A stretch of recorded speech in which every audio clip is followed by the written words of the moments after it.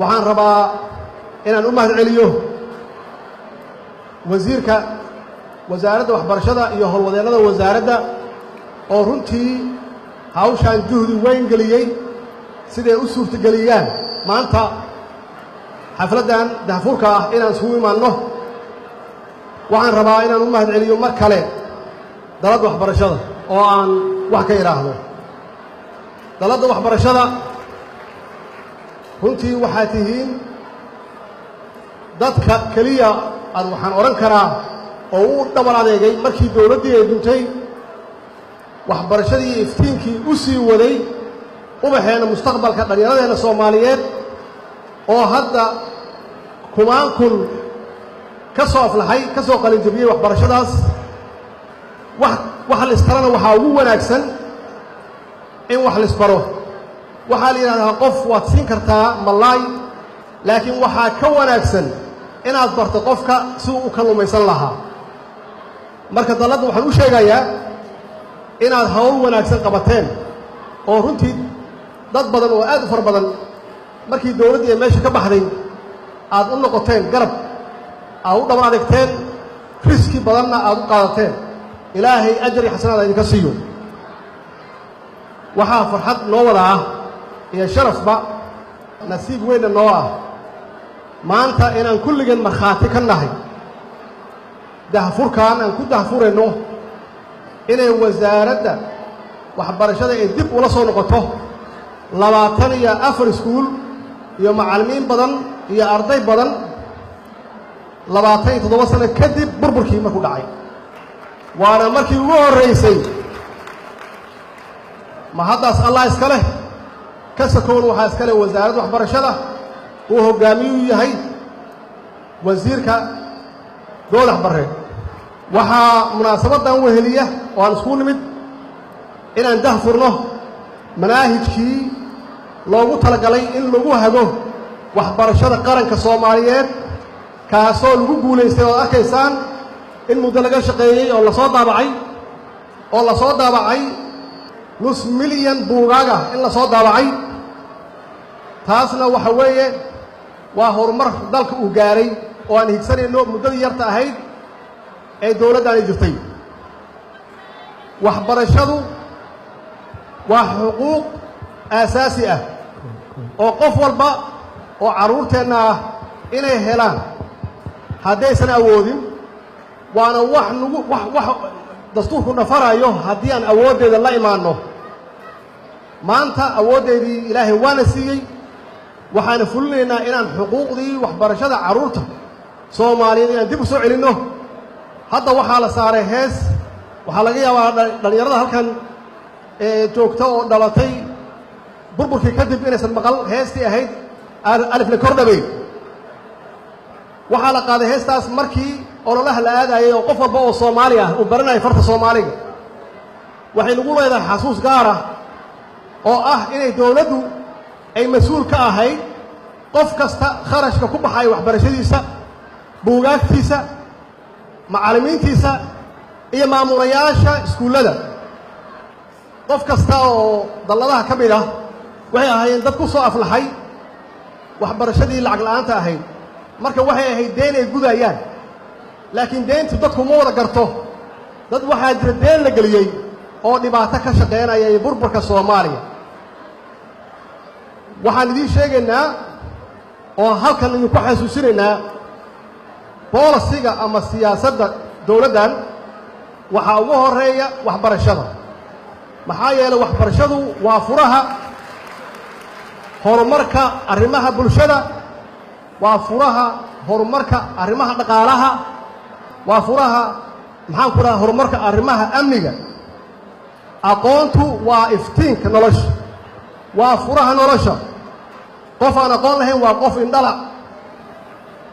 dhakhtar haddaad rabto, injineer haddaad rabto,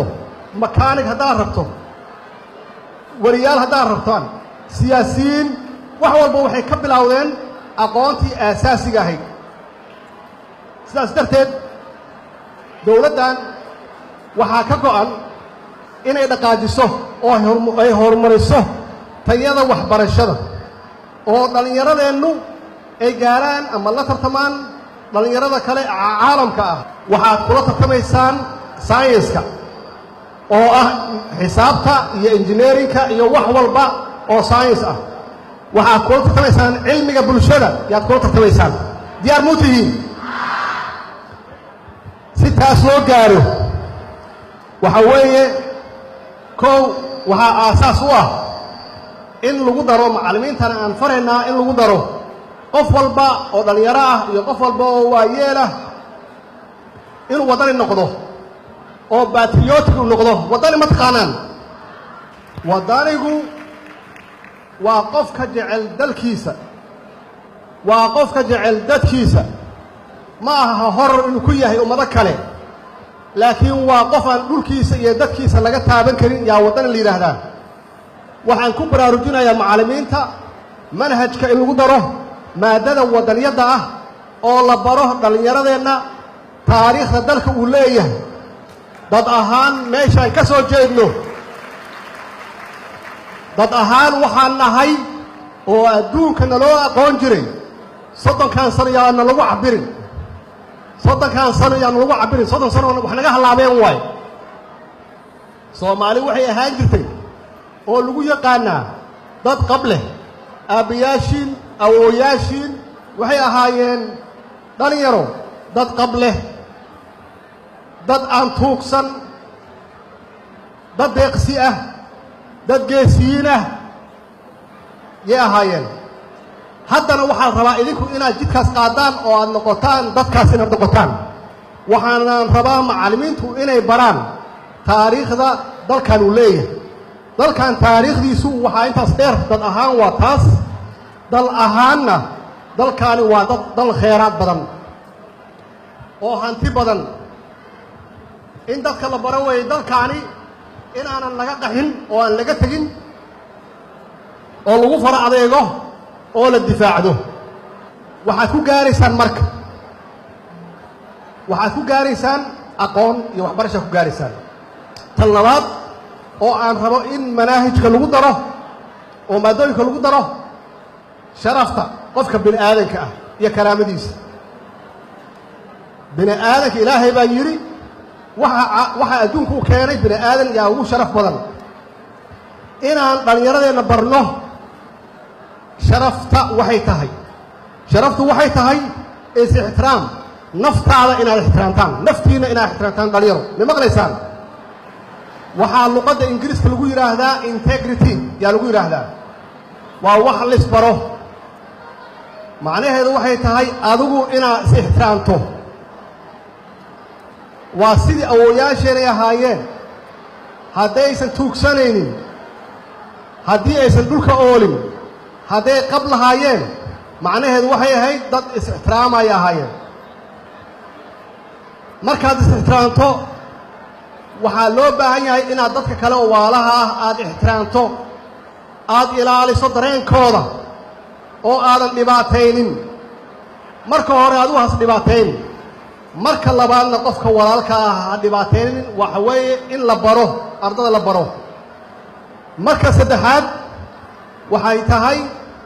runtu waxay tahay dalkeenna adduunka hadda marka laga hadlaayo waxaan nahay dalka ugu hooseeya waxaanan ku gaarnay waxaa naga jabay qabkii waa is-ixtiraami weynay annagii baa isdilnay waxaan noqonnay meel hoose marka saas darteed in la baro ardada runtu inay tahay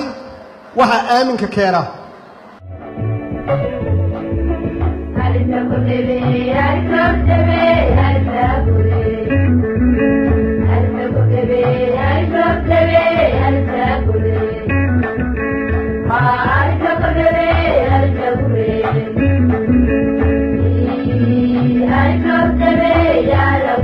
I